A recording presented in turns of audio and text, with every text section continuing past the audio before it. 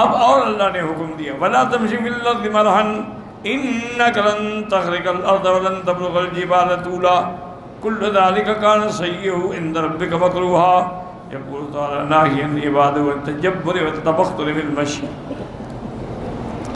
وَلَا تَمْشِ فِي الْأَرْضِ مَرَحًا مُتَبَخِّرًا مُتَبَاعِرًا مَشْيَ الْجَبَّارِينَ إِنَّكَ لَن تَخْرِقَ الْأَرْضَ لَن تَقْطَعَ الْأَرْضَ بِمَشْيِكَ اللہ نے فرمایا کہ زمین میں اکڑ کے نہ چلا کرو. جیسے آج کل یہ بڑی مصیبت ہے کہ جتنے بڑے آدمی ہوتے ہیں نا جی، اور بڑے بڑے سردار اور خان اور چودھری ایسے اکڑ کے چلتے ہیں، ان کی گردن میں جیسے کسی نے سریا فٹ کر دیا، وہ ہلتی ہی نہیں ہے. اور ہمارے یہاں بعض تو ذمہ داروں میں ایک اور بھی عذاب ہے کہ آپ گھوڑی پہ سوار ہوتے ہیں اور ملازم بیچارے ساتھ بھاگتے ہیں پیدل، یہ اور تکبر. اور ایک اور بات ہوتی ہے کہ اگر سردار بیٹھا ہے کرسی پہ تو غریب بیچارہ نہیں بیٹھے، وہ نیچے زمین پہ بیٹھے یا کھڑا ہے. یہ بہت بڑا عذاب ہے اور بہت بڑا گناہ ہے. اور یہ فرائنہ کی عادت ہے، فرعون کی، قارون کی اور نمرود کی. یہ مسلمان کی تو عادت. لیکن میرے آقا حضور مٹی پہ بیٹھ جاتے تھے.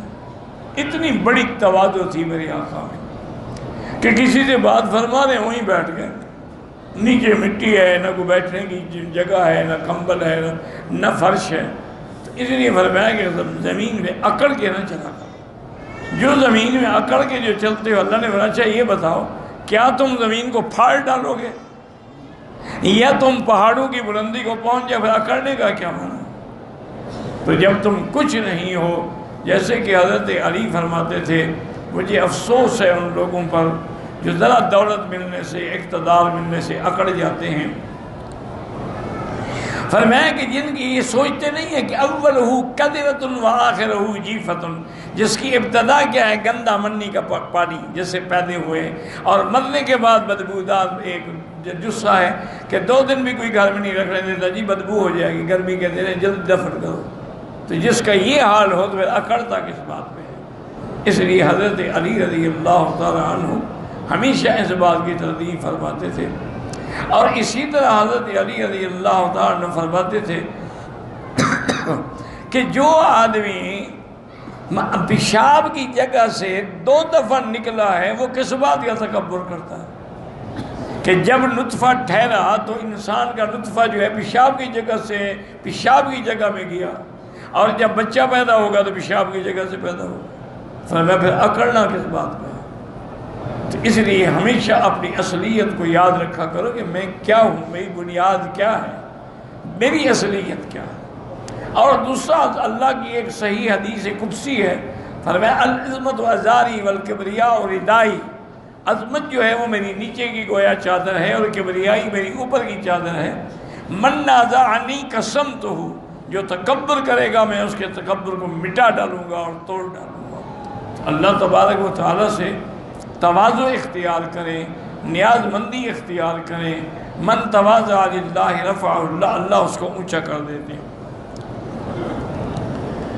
انک لن تخرق الارض لن تقطع الارض بمشیک ورجلی وقاتم الاعمى خافیا مخترقا فلن تبلغ الجبال طولا اے بتمائلک وفخرک واعجابک بنفسک. تم جو گردنیں اونچی کرتے چلتے ہو کیا پہاڑ کو پہنچ جاؤ گے؟ بل قد یجادی فذلک بنقیض قصدہ، بلکہ اللہ اس کو دنیا میں ذلیل کر دیتے ہیں. کما ثبت فی الصحیحین وانما یمشی فی من کان قبلکم وعلیہ بردان یتبختر فیہما اسخط فی الارض فیتجلجل فیہا الی یوم القیامہ. صحیح حدیث میں حضور نے فرمایا کہ تم سے پہلے ایک آدمی گزرا ہے جو بڑے تکبر سے زمین پہ چل رہا تھا. اللہ نے حکم دیا زمین کو اس کو پکڑ دو، زمین نگل لیا اس کو، اور قیامت تک وہ زمین میں دھنستا چلا جائے گا. وَكَذَلِكَ أَخْبَرَ اللَّهُ أَنْ قَارُونَ خَرَجَ عَلَىٰ قَوْمِهِ فِي زِينَتِهِ. ایک دن قارون جو ہے نا جی وہ بھی بڑے تکبر کے ساتھ مال دولت خدم حشم نکلا. لوگوں نے سمجھایا بھی لیکن نہ سمجھا. وَأَنَّ اللَّهَ تَعَالَىٰ خَسَفَ بِهِ وَبِدَارِهِ الْأَرْضَ. اللہ فرماتے ہیں فَخَسَفْنَا بِهِ وَبِدَارِهِ، ہم نے اس کو بھی اور اس کے محلات کو بھی زمین میں دھسا دیا. وفي الحديث من تواضع لله رفعه الله وهو في نفسه حقير وعند الناس كبير، جو آدمی تواضع کرتا ہے اللہ اس کو اونچا کر دیتے ہیں، وہ اپنے آپ کو چھوٹا سمجھتا ہے لیکن لوگوں کے دلوں میں اللہ بڑا بنا دیتے ہیں۔ ومن استكبر الله في نفسه كبير وعند الناس حقير، اور جو تکبر کرتے ہیں اللہ ان کو ہلاک کر دیتے ہیں، وہ سمجھتا ہے کہ میں لوگوں کے نظروں میں بڑا ہوں، حالانکہ وہ لوگوں کے نظروں میں حقیر ہوتا ہے۔ حتیٰ لو ابغض الیہ من الکلب والخنزیر، تکبر کرنے والا جو ہے اتنا گر جاتا ہے کہ خنزیر اور کتے سے بھی زیادہ لوگوں کو نفرت ہوتی ہے، لیکن مجبور ہے، بیچارے غریب ہے، بول نہیں سکتے۔ وقال ابو بکر بن ابی الدنیا فی کتاب الخمول والتواضع حدثنا احمد بن ابراہیم الکسین قال حدثنا حجاج محمد ابی بکر الحذلی قال بینما نحن مع العظمت علیہ ابن الاحیم یرید المنصور وعلیہ جباب خلد قد نظر بعضها فوق بعض على ساقه فانفرج عنها قباؤه ويمشي يتبختر اذ نظر حسن نظرتن، فرماتے ہیں کہ ہم حضرت حسن کے ساتھ جا رہے تھے تو ابن الاحیم یعنی منصور ان کے سامنے گزرا، تو اس کے اوپر جو جبہ تھا وہ بھی ریشم کا بنا ہوا تھا، اور اسی میں وہ اکڑ اکڑ کے چل رہا تھا۔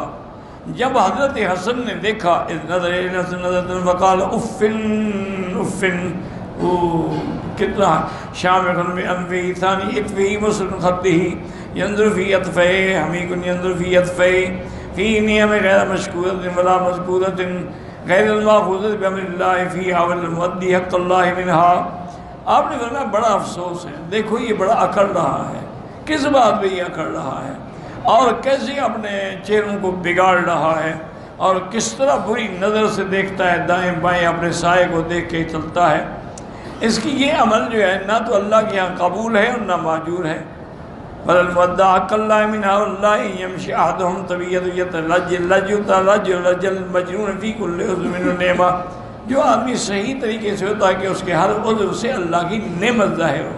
وللشیطان بھی لعنہ فسمع ابن الاحیم فرجع یعتذر الیہ، ابن الاحیم نے جب سنا نہ تو حضرت حسن کے بعد انہوں نے کہا حضرت میری میں معذرت کرتا ہوں، آئندہ میں ایسا نہیں، فرمایا لا تعتذر الیہ، میرے پاس معذرت کرنے کا کیا فائدہ، تب الی ربک، اپنے اللہ کے آگے توبہ کرو۔ اما سمعت قول اللہ عز وجل ولا تفسد فی الارض مرحا انک لن تخرق الارض ولن تبلغ الجبال طولا ورأى البختري العابد من آل علي يمشي ويطوي مشيته فقالوا يا هذا الذي أكرمك به لم تكن هذه مشيته۔ بختری نے دیکھا کہ ایک آدمی آل علی سے بڑا اکڑ کے چل رہا ہے، انہوں نے کیا کر رہے ہو، جس کی وجہ سے تمہیں عزت ملی ہے خاندان علی سے، اس نے تو کبھی ایسا اکڑ کے نہیں چلا ہے، تم کیا کر رہے ہو۔ فترک الرجل بعده، اس کے بعد اس بندے نے پھر تواضع اختیار کر لی۔ فرائے ابن عمر نے یقتفی مشیدی فقر ان الشیاطین اخوانا، حضرت ابن عمر نے بھی دیکھا کہ ایک آدمی بڑا اکڑ کے چل رہا ہے، اچھا یہ کون شیطان کا بھائی ہے۔ وقال خالد بن بعد ایاکم والخطر فإن الرجل انسان الجسدی رواہ مائل الدنیا، آپ نے میں خبردار بچ کے رہنا۔ وقال من الدنیا دنا خالد بن الشام البزار قال حماد بن زید یحییٰ سعید مسلم قال قرضا مشت امتی المتیتا وقدمتم فارسو سردباز مناباز۔ آپ نے ایک وقت آئے گا میری امت جب اکڑ کے چلنا شروع کرے گی اور فارس اور روم بھی ان کی خدمت کر رہے ہوں گے، تو نتیجہ یہ نکلے گا کہ ہم ایک دوسرے پر ان کو مسلط کر دیں گے، پھر ایک دوسرے کو کاٹ کے کھا جائیں گے۔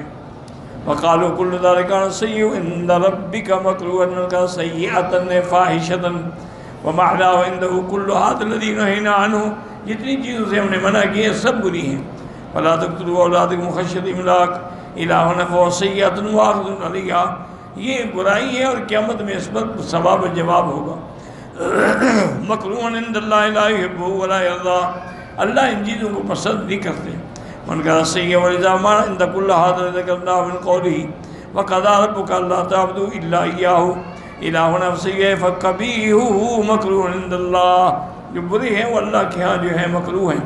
ہاں قضا وجہ ذلك مجری رحمہ اللہ تعالی فی کتابہ واللہ اعلم۔